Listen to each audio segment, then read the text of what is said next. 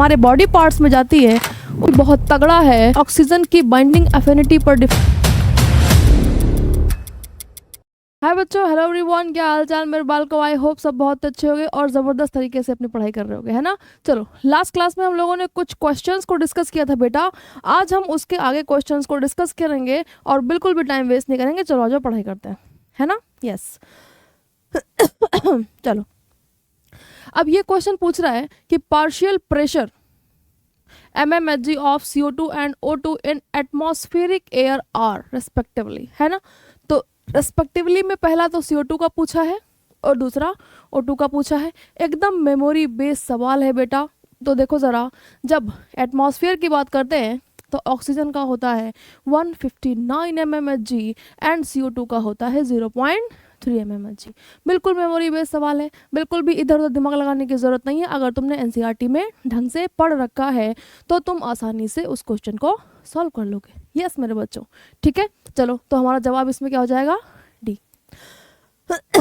आगे बढ़ते हैं। Partial pressure of O2 in atmospheric air alveoli, पहला क्या है? एटमॉस्फेरिक एयर, तो 159। पहले में 159 एक ही जगह पे लिखा हुआ है, 95 लिख दिया। देखो, तुमको कंफ्यूज करने के लिए क्या लिख दिए हैं? 95। तो 95 वाला जवाब नहीं होगा मेरे बच्चों। जवाब कौन सा होगा? बी। अब जरा सा चेक भी कर लेते हैं। एटमॉस्फेयर में इतना होता है, ठीक है। एल्वियोलाई में उससे कम है, तभी क्या हुआ? ऑक्सीजन बाहर से अंदर आई, हाई प्रेशर से लो प्रेशर। उसके बाद ऑक्सीजनेटेड में 95 होता है, तो 104 से कहाँ गई? 95। और टिश्यू में होता है 40, तो 95 से कहाँ चली गई? 40। और जब सारी की सारी ऑक्सीजन टिश्यू में चली गई तो डीऑक्सीजनेटेड में भी कितना होगा? 40। समझ पा रहे हो मेरे बच्चों? यस, तो जवाब यही होगा। अब देखो जरा, क्वेश्चन यहीं से सॉल्व हो गया था। क्वेश्चन सिर्फ इतने से ही सॉल्व हो गया था कि भैया एटमॉस्फेरिक एयर का O2 का जो पार्शियल प्रेशर है वो कितना होता है? 159 mmHg मेरे बच्चों। यस, चलो आगे बढ़ते हैं। अब देखो जरा, diffusion membrane in alveoli is made up of. जिन बच्चों ने पढ़ रखा है वो जानते हैं, जिन बच्चों ने नहीं पढ़ रखा है वो ध्यान दें। ये एल्वियोलाई है, ये इसकी एपिथेलियम होगी, सिंपल स्क्वेमस एपिथेलियम। एंडोथेलियम बोलते हैं यहाँ पर, क्या बोलते हैं? एंडोथेलियम, ठीक है। बगल से ब्लड वेसल जा रही है, ये इसकी सिंपल स्क्वेमस एपिथेलियम होगी, इसको भी एंडोथेलियम बोलते हैं। और बीच में भरा रहता है बच्चों बेसमेंट सबस्टांस। क्या भरा रहता है? Basement substance. तो ये वाली जो दो लेयर होती हैं ये सेलुलर है और ये वाली कैसी है? ए सेलुलर है। समझ पा रहे हो? तो टोटल कितनी लेयर हो गई? 1 2 एंड ये 3। तो टोटल जितनी लेयर्स हैं रेस्पिरेटरी मेम्ब्रेन की वो कितनी होती हैं बच्चे? 3 होती हैं। समझ पा रहे हो? ठीक है, कितनी होती हैं? 3। आगे बढ़ते। Partial pressure of CO2 atmospheric air में CO2 का होता है 0.3। इसमें एक में और, यानी कि ये वाला और ये वाला जवाब नहीं होगा।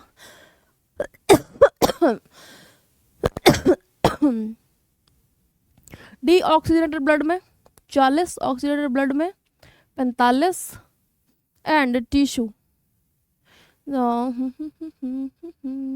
चलो टिश्यू में सबसे ज़्यादा होना चाहिए, उसके बाद डीऑक्सीजनेटेड ब्लड, ठीक है। उसके बाद एल्वियोलाई, फिर एटमॉस्फेयर, ऐसे आना चाहिए। तो टिश्यू में 45 होना चाहिए एंड टिश्यू ये है लास्ट में, देखो 45, ये है टिश्यू 45, ठीक है। यहाँ पे टिश्यू में कितना लिखा है? 40। ऐसा नहीं होगा, तो जवाब कौन सा हो जाएगा? पहला। कौन सा जवाब हो जाएगा? पहला। समझ पा रहे हो? बहुत ज़्यादा चीज़ों में दिमाग लगाने की ज़रूरत नहीं। बोले हाँ हाँ अभी सारा का सारा बता दूंगा, ठीक है। जो चीज़ तुम्हें आती है, जो बहुत ही मेजर है, वहाँ से क्वेश्चन सॉल्व करने की कोशिश करो और बाद में चीज़ों को मैच कर लो कि हाँ भैया ठीक है कि नहीं। चलो आज देखते हैं। एटमॉस्फेयर में इतना हो गया, डीऑक्सीजनेटेड ब्लड में 40, ऑक्सीजनेटेड ब्लड में 45 एंड नहीं यार, हाँ ये तो एल्वियोलाई, वही तो कहें। डीऑक्सीजनेटेड ब्लड 45, ऑक्सीजनेटेड ब्लड में 40 और टिश्यू में 45। सबसे ज़्यादा कहाँ पे होना चाहिए? टिश्यू में। उससे कम इधर, उससे कम इधर, उससे कम इधर। तभी high pressure area to low pressure area क्या होगा? मूव करेगी हमारी गैस। यस मेरे बच्चों, यस। चलो आगे बढ़ते हैं। क्या कह रहे हैं, क्या कह रहे हैं? अच्छा अच्छा, ठीक है ठीक है ठीक है ठीक है ठीक है, चलो आ जाओ। ए और बी को पहचानने बोला है, चलो पहचानते हैं। ये क्या है? एल्वियोलाई, यानी कि लंग्स। क्या मान लिया हमने? लंग्स। अब लंग्स से जो ब्लड की वेसल हार्ट में जाती है ब्लड को लेकर के, तो ब्लड वाली का नाम तो होगा पल्मोनरी, और हार्ट में इन हो रही है तो क्या कहेंगे? वेन। क्या कहेंगे? वेन। यस। और देखो ज़रा, ये जो हार्ट से कहाँ जा रही है? लंग्स। तो लंग्स का मतलब तो हो गया पल्मोनरी, और हार्ट से निकल रही है मीन्स आर्टरी। ठीक है, तो ए तो पल्मोनरी आर्टरी हो गई, बी पल्मोनरी वेन हो गई। अब देखते हैं इनसे क्वेश्चन सॉल्व होता है या फिर नहीं होता, नहीं तो हम दूसरी भी नेमिंग करेंगे। A is equal to pulmonary artery, pulmonary artery दो हैं, ठीक है। अब B is equal to pulmonary vein, B is equal to systemic vein, यानी कि आंसर ये वाला होगा, आंसर ये वाला होगा।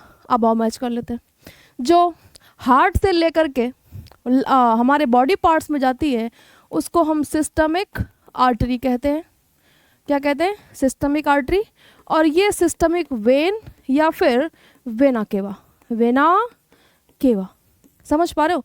तो C is equal to systemic artery, C is equal to systemic artery, बिल्कुल सही बात है। D is equal to systemic vein. देखा देखा, ये अगर नहीं करना चाहते हो तब भी क्वेश्चन सॉल्व हो सकता है, अगर इस टाइप के क्वेश्चंस तुम्हें देखने को मिलते हैं। समझ पा रहे हो बच्चे? तो बहुत ज़्यादा टाइम वेस्ट करने की ज़रूरत नहीं है। चलो आगे बढ़ते हैं। In comparison to solubility of O2 in blood and the solubility of CO2 is, oxygen के कंपैरिजन में CO2 की solubility ज़्यादा होती है। यस मेरे बच्चों, कितने कितने? 20 से 25, 25 टाइम्स हायर होती है। इसीलिए प्लाज्मा में डिजॉल्व होने वाली CO2 का जो अमाउंट है वो लगभग 7% होता है, जबकि O2 का अमाउंट सिर्फ कितना होता है? लगभग 3%। ठीक है, चलो आज आगे बढ़ते हैं। ला ला ला ला, एक्स और वाई को पूछा है, ऑक्सीजन डिसोसिएशन कर्व एक्स और वाई को पूछा है। आ जाओ बेटा, बताते हैं बताते हैं इनको बताते हैं। ये क्या होता है? Percentage saturation, saturation of haemoglobin with oxygen. और ये क्या होता है नालायकों? तुमको सिखाया था partial pressure of oxygen, partial pressure of oxygen. समझ पा रहे हो? तो देखो ज़रा, एक्स में परसेंटेज सेचुरेशन कितनी जगह लिखा है? Percentage saturation of haemoglobin with CO2, no CO2 नहीं, ऑक्सीजन डिसोसिएशन कर्व है ना। Yes, percentage saturation of haemoglobin with oxygen, ठीक है। Partial pressure of oxygen mmHg, यही वाला सवाल ठीक है। बाकी यहाँ पर कार्बन डाइऑक्साइड गलत हो गया। Percentage saturation of haemoglobin with oxygen बिल्कुल सही। Partial pressure of carbon dioxide यहाँ से गलत हो गया। Percentage saturation of haemoglobin carbon dioxide गलत हो गया। ऑक्सीजन डिसोसिएशन कर्व में कार्बन डाइऑक्साइड यहाँ पर क्या कर रही है? समझ पा रहे हो? तो answer answer answer will be B. Yes मेरे बच्चों, कितने आसान सवाल, एकदम हत्थू वाले सवाल आएंगे ऐसे, है ना। तुम बिल्कुल घबराना नहीं, 2 मिनट में सॉल्व करके चले आना, ठीक है। चलो आज आगे बढ़ते हैं। Blood carries the CO2 in 3 form, ठीक है। Correct percentage of CO2 in this form are, तो जब तुमको CO2 का पढ़ाया था ट्रांसपोर्ट, तो 3 तरीके का, लगभग 23%, 7% और 70%। ये हीमोग्लोबिन पर बाइंड होती है, ये प्लाज्मा में डिजॉल्व होती है, और ये बाइकार्बोनेट आयन बनाती है। क्या बनाती है? Bicarbonate ion. यस, तो ए क्या कह रहा है? ए तो कार्ब अमीनो हीमोग्लोबिन, यानी कि यहाँ पर 23% आएगा, बाइकार्बोनेट 70% आएगा, और डिजॉल्व्ड 7% आएगा। तो ए बराबर 23% होना चाहिए। एक ही ऑप्शन में है, एक ही ऑप्शन में है 20 से 25%, यानी कि इसी के बीच में आ जाएगा हमारा 23%। बी इज इक्वल टू 70%, बिल्कुल सही बात है। सी इज इक्वल टू 7%। हो गया सॉल्व, हो गया सॉल्व। बस मेमोरी होनी चाहिए, याद होना चाहिए तुम्हें, ठीक है। चलो आगे बढ़ते हैं। गैस एक्सचेंज इन एनिमल्स ऑलवेज इन्वॉल्व है क्या? गैसियस एक्सचेंज में क्या क्या होता है? डिफ्यूजन होता है, ठीक है। सेलर रेस्पिरेशन एक्सचेंज में नहीं होता। एक्टिव ट्रांसपोर्ट ऑफ गैसेस, ना ना ना ना ना ना, डिफ्यूजन होता है बेटा। एक्टिव ट्रांसपोर्ट ऑक्सीजन उन मेम्ब्रेन्स को क्रॉस करने के लिए एटीपी का खर्चा नहीं करते, है ना, नन ऑफ द अबव। तो आंसर हो जाएगा डिफ्यूजन। क्या आंसर हो जाएगा? डिफ्यूजन। कितना सिंपल है, कितना सिंपल है। चलो आगे बढ़ते हैं। Each molecule of hemoglobin with fully saturated carry how many molecules? ठीक है, तो कुछ इस तरीके से बनाते हैं।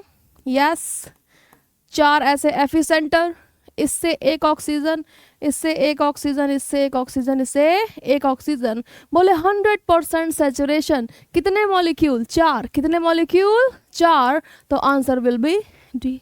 समझ पा रहे हो? कितना आसान है बेटा। आगे बढ़ते हैं। बाइकार्बोनेट आयन को बनाने की प्रोसेस आरबीसी के अंदर, उसका ये क्या है? रिएक्शन दे रहे हैं। बताओ, फॉलोइंग इक्वेशन इज करेक्ट। कौन सी करेक्ट है? CO2 ने सीधा सीधा H2CO3 बनाया। H2O कहाँ है? वाटर कहाँ है? वाटर के साथ तो जोड़ा ही नहीं। नहीं, यहाँ पर नेगेटिव नहीं लगाया है। हाँ, ये वाला ठीक लग रहा है, बड़ा भी लग रहा है ना। CO2 किसके साथ जुड़ी? H2 H2 H2 H2 H2। ओ कहाँ है? ओ कहाँ है? ये तो यहीं से गलत हो गया। H2O H2O होना चाहिए ना। यस, तब बनेगा ये H2CO3 H2CO3। यस, क्योंकि जब यहाँ से ऑक्सीजन ही नहीं होगा तो ये ऑक्सीजन तीसरा आ जाएगा कहाँ से? CO2 प्लस H2O मीथेन बना दिया। अरे CO2 plus H2O, CO2 carbon monoxide बना दिया ना। ना, CO2 बिना H2O के H2CO3 बना दिया ना। ना, यहीं पर यही वाला ऑप्शन ठीक है बेटा। यहाँ पे थोड़ा सा शायद मिस प्रिंट है, तो हम अपना क्या लगा लेते हैं? यहाँ पे क्या लगा लेते हैं? ओ। ऐसा सवाल एग्जाम में नहीं होगा, ऐसा सवाल एग्जाम में नहीं होगा, मिस प्रिंट वाला, है ना। चलो, तो जब CO2 किसके साथ जुड़ा? H2O के साथ। एंजाइम कौन सा? Carbonic anhydrase. रिएक्शन कैसी होगी? रिवर्सिबल। कैसी होगी? रिवर्सिबल। इस डायरेक्शन में भी कैटालाइज कर सकता है, इस डायरेक्शन में भी कैटालाइज कर सकता है। तो क्या बना? H2CO3 बन गया बाइकार्बोनेट। फिर से कौन सा एंजाइम आया? कार्बोनिक एनहाइड्रेज, सिमिलर एंजाइम, वही वाला एंजाइम दूसरे स्टेप में इस बाइकार्बोनेट को तोड़ देगा बाइकार्बोनेट आयन में, जिससे कि एक प्रोटॉन रिलीज होगा। यस मेरे बच्चों, ठीक है। यस, तो यही वाला जो अपना रिएक्शन है ये ठीक होगा, ये ठीक है। डोंट वरी, ऐसा मिस प्रिंट वाला सवाल तुम्हारे यहाँ एग्जाम में नहीं आएगा, ठीक है। चलो आगे बढ़ते हैं।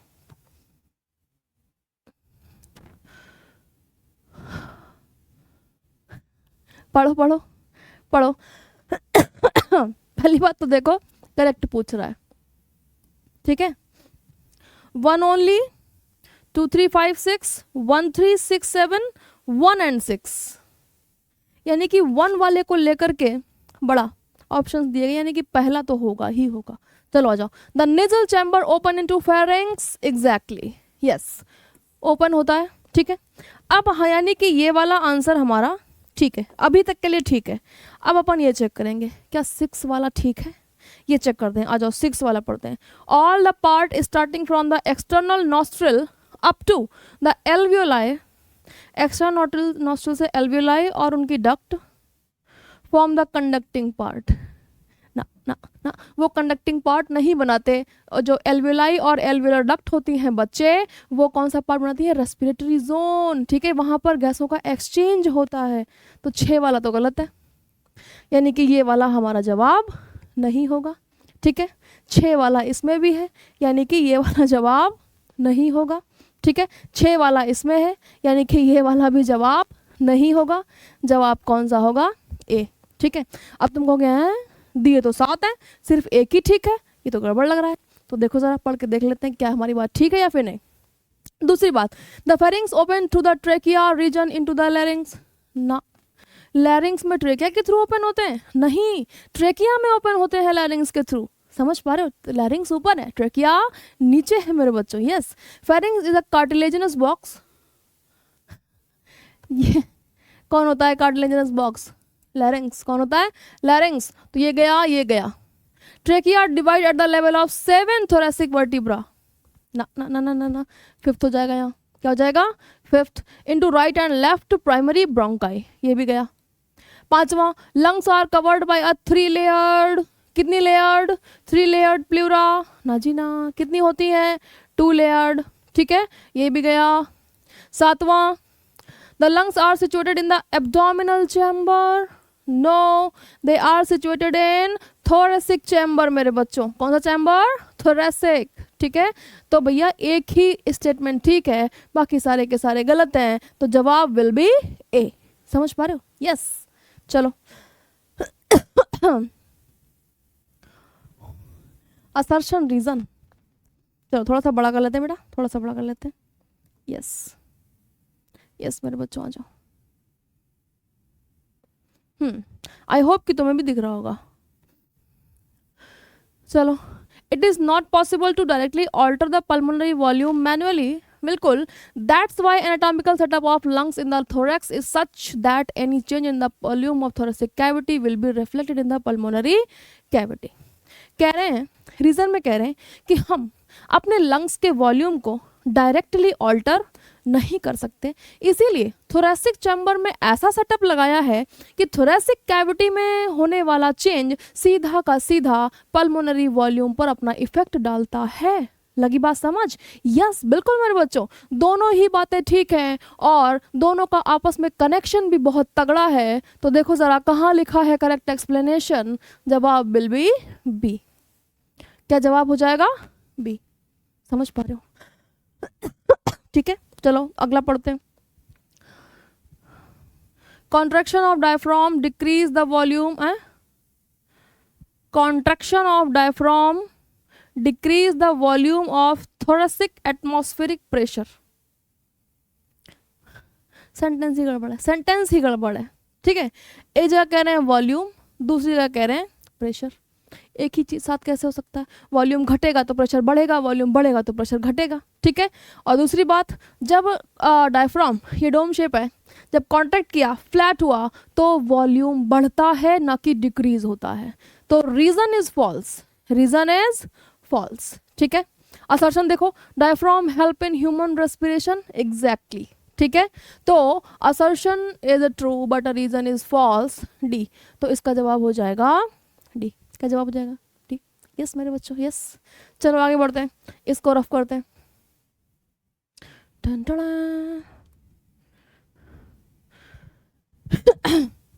तीसरा कह रहा है diffusion membrane is an active site for the exchange of gases during respiration. बिल्कुल सही बात है, बिल्कुल सही बात है। एक्टिव साइट है डिफ्यूजन मेम्ब्रेन, जो 3 लेयर्स की बनी होती है। That's why even though the diffusion membrane is made up of 3 major layers, बिल्कुल सही बात है, its total thickness is much less than a millimetre, so diffusion membrane is active site. ठीक है, दोनों ही बातें सही हैं और जवाब जवाब जवाब जवाब एक दूसरे के साथ कनेक्ट कर रहा है, तो answer will be B. Answer will be B. चलो बी, ठीक है। फिर से assertion, RBC transport about 97% of O2 in blood, ठीक है। Each haemoglobin molecule can carry a maximum of 4 molecules of oxygen, दोनों बातें ठीक है, लेकिन each haemoglobin molecule can carry a maximum of 4 molecules of oxygen, that's why RBC transport about 97% of O2 in the blood। ना, एक haemoglobin 4 ले जा सकता है तो इसकी वजह से 97% कैरी करेगा, ऐसा होगा, लेकिन ऐसा नहीं होगा। वो तो ऑक्सीजन की बाइंडिंग एफिनिटी पर डिपेंड करेगा, है ना। यस, क्योंकि जो प्लाज्मा में डिजॉल्व हो रही है वो सिर्फ 3% है, ठीक है। उसकी सॉल्युबिलिटी कम है, लेकिन हीमोग्लोबिन के साथ बाइंडिंग एफिनिटी ज़्यादा है, इस वजह से ज़्यादा अमाउंट में हीमोग्लोबिन के साथ कैरी करता है। यस मेरे बच्चों, 4 मॉलिक्यूल से इसका कोई भी लेना देना नहीं है। तो बातें दोनों ठीक है, लेकिन करेक्ट एक्सप्लेनेशन नहीं लग रहा है। तुम बताना कि क्या ये बात ठीक है। हाँ हाँ हाँ, ला कहाँ लिखा है, कहाँ लिखा है? Both assertion reason are true, ठीक है। इसका जवाब हो जाएगा सी, सी हो जाएगा। क्या हो जाएगा? सी।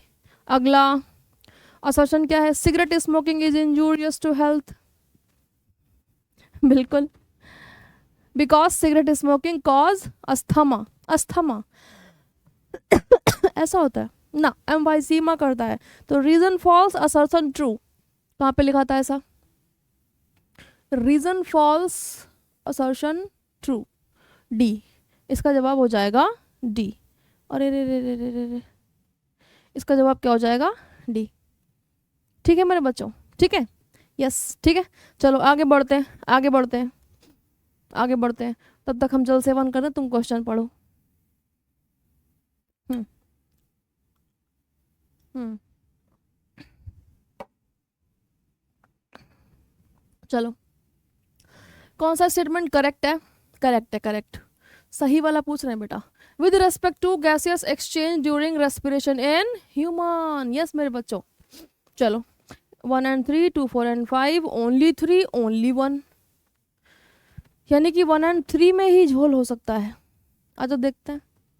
1, alveoli are the primary site of exchange of gases, बिल्कुल सही बात। तीसरा भी देख लो, solubility of the gases and the thickness of the solubility of the gases and the thickness of the diffusion membrane are important factors to affect the rate of diffusion, yes बिल्कुल, तुमको सिखाया भी था जब पढ़ाया था। ये ब्लड वेसल है, ये एल्वियोलाई है, ऑक्सीजन आया, फटाक से घुल के निकल गया, ठीक है। तो जितनी तेजी में जाएगा उतनी तेजी में पीछे से आएगा, ठीक है। जैसे अपन मंदिर जाते हैं ना, मंदिर, यस मंदिर में ऐसे पूजा कर रहे हैं, पूजा कर रहे हैं। अब देखो पंडित जी बोले हाँ चलो चलो चलो चलो चलो चलो चलो चलो, क्योंकि जितनी जल्दी आगे वाला पूजा करके निकलेगा उतने जल्दी ही पीछे वाले लोग लाइन वाले आगे आते चले जाएंगे। लेकिन अपन तो बेटा बहुत दिनों बाद गए थे, अपन वहीं शिव जी के सामने एकदम समाधि लगा लिए, बोले हाँ हाँ चालीसा पढ़ के जाएंगे, चालीसा पढ़ के जाएंगे। तो अब बताओ पीछे जाम लग जाएगा? यस यस यस यस, वहाँ से आने में समस्या होगी, यस। वैसे ही अगर इसकी सॉल्युबिलिटी कम है, फटाक से डिजॉल्व होकर के आगे नहीं जा पा रहा, तो पीछे वाले ऑक्सीजन जल्दी जल्दी नहीं आ पाएंगे, यहाँ पर अफेक्ट होगा, बिल्कुल होगा, यस मेरे बच्चों, ठीक है। दूसरा, थिकनेस ऑफ डिफ्यूजन मेम्ब्रेन, अगर इसको ब्लड वेसल को यहाँ से यहाँ बना दिया जाए तो बताओ ऑक्सीजन को ज़्यादा दूरी तय करनी पड़ेगी, यस यस, और ज़्यादा दूर तक जाने के लिए ज़्यादा समय लगेगा, यस मेरे बच्चों बिल्कुल। तो पहला और तीसरा दोनों ही ठीक है। अब 2, 4, 5 देखते हैं। During respiration oxygen and CO2 are exchange by active transport ना, कोई भी ATP का खर्चा नहीं होगा, एक्टिव ट्रांसपोर्ट नहीं होगा मेरे बच्चों। लगी बात समझ? ठीक है, बात समझ में आई? ठीक है, चलो आगे बढ़ते हैं। ठीक है, बढ़िया बढ़िया बढ़िया बढ़िया। तो जवाब हमारा 1 and 3 ही हो जाएगा। चलो आगे बढ़ते हैं। Which statements are correct with respect to the respiratory system in human? Respiratory system in human, ठीक है। चलो फिर से करेक्ट पूछ रहे हैं बेटे, फिर से करेक्ट पूछ रहे हैं। तो जब करेक्ट पूछ रहे हैं तो हम करेक्ट ढूंढेंगे, और पहले थोड़ा सा नीचे ऑप्शन में देखेंगे कि क्या हो रहा है। All are correct, 1, 5 and 6, 4 and 5, 1 and 7। तो पहले 1 पढ़ते हैं फिर 5 पढ़ेंगे, तो हमें अपना ऑप्शन मिल जाएगा, है ना? यस मेरे बच्चों, यस। चलो 1, respiratory rhythm centre in the medullar region of the brain, ठीक है। DRG और VRG की बात हो रही है, रिदम सेंटर है वो मेडुला में होते हैं, बिल्कुल सही बात है। Is primarily responsible for respiratory regulation, बिल्कुल सही बात, यानी कि हमारा जवाब A या C में से हो सकता है। अब हम पांचवा पढ़ेंगे, पांचवा। चलो emphysema is respiratory system disorder due to inflammation of bronchi and bronchioles, नहीं मेरे बच्चों, ये अस्थमा में होता है, इन्फ्लामेशन, ठीक है। तो यानी कि हमारा आंसर ये नहीं होगा, इसमें है 5वां, हमारा आंसर ये नहीं होगा, इसमें है 5वां। करेक्ट पूछ रहे हैं, ठीक है, यस। तो अब 1 के साथ 7 बनता है, 7 पढ़ते हैं। Occupational respiratory disorders can be prevented by wearing mask, yes बिल्कुल। मान लो चालकोसिस है, दूसरा का तो हमें नहीं पता, हमें अपना पता है, हम टीचर्स हैं, ठीक है। हम चौक से पढ़ाते हैं, हम चौक से टक टक टक टक टक टक टक लिख रहे थे, फिर हमने क्या किया, ऐसे डस्टर से मिटा दिया, ठीक है। अब डस्टर से जैसे ही उसको मिटाया तो सारी की सारी जो चौक डस्ट थी वो सारी कहाँ पहुंच गई, लंग्स। लेकिन अगर हम मास्क लगा लेंगे तो वो चौक डस्ट हमारे अंदर नहीं ना जाएगी मेरे बच्चों। यस, तो मास्क के थ्रू सारी की सारी धूल वगैरह जो भी डस्ट है उसको लंग्स में जाने से रोका जा सकता है। नो डाउट, वो कोई भी किसी भी टाइप का पोल्यूशन हो, समझ पा रहे हो, चाहे वो एबेस्टॉस डस्ट हो, चाहे वो सिलिका डस्ट हो, चाहे वो टॉक डस्ट हो, चाहे वो आयरन डस्ट हो, चाहे वो कुछ भी हो, समझ पा रहे हो। यस, इसीलिए देखो ना, टीचर अपने फेवरेट बच्चे बना लेते हैं, बोले बेटा you are my favourite, come and erase the black board, और बेटा खुश हो गया, बोले ओ माई गॉड ये मैडम तो मुझसे बहुत प्यार करती है। लेकिन मैडम क्या कर रही है बेटा, मैडम बच रही हैं किससे, चाल कॉसिस से, समझ पा रहे हो। तो आगे से मत इरेज करना, ठीक है। चलो आगे बढ़ते हैं, ठीक है, चलो आगे बढ़ते हैं। तो आंसर विल बी ए, है ना, क्योंकि ऑल तो ही नहीं सकता, क्योंकि पांचवा तो गलत था ना बेटा। यस आगे बढ़ते हैं, मैचिंग करते हैं, है ना। चलो, टाइडल वॉल्यूम हमें मालूम है कि 500 ml होता है, ठीक है। ए का 3 ढूंढो, ए का 3 एक तो इसमें है एक तो इसमें, यानी कि ये वाला जवाब नहीं होगा, ये वाला जवाब नहीं होगा बच्चे, ठीक है। चलो अब बी का मैचिंग कर लेते हैं। बी क्या है, इंस्पिरेटरी रिजर्व वॉल्यूम IRV सबसे ज़्यादा होता है, यानी कि 2500 ml। कितना, 2500 ml। बी का 2 ना, बी का 1, ठीक है। तो आंसर क्या हो जाएगा, सी। लेकिन अपन को तसल्ली करनी है, क्या करनी है, तसल्ली। तो तसल्ली करते हैं, सी का 4, ठीक है क्या। एक्सपायरेटरी रिजर्व वॉल्यूम 1000 से 1100, ठीक है। डी का 2 है क्या, रेजिडुअल वॉल्यूम 1100 से 1200, ठीक है ना मेरे बच्चों। यस, चलो आज भी हम लोगों ने काफ़ी सारे क्वेश्चन डिस्कस किए, बस थोड़े से क्वेश्चन और है मेरे पास जो कि मैं अगली क्लास में तुम्हारे साथ डिस्कस करूंगी, और आई होप कि ये तुम्हारे लिए बेनिफिशियल होंगे। चलो तब तक के मिलते हैं अगली क्लास में, तब तक के लिए पढ़ते रहो, बाय बाय।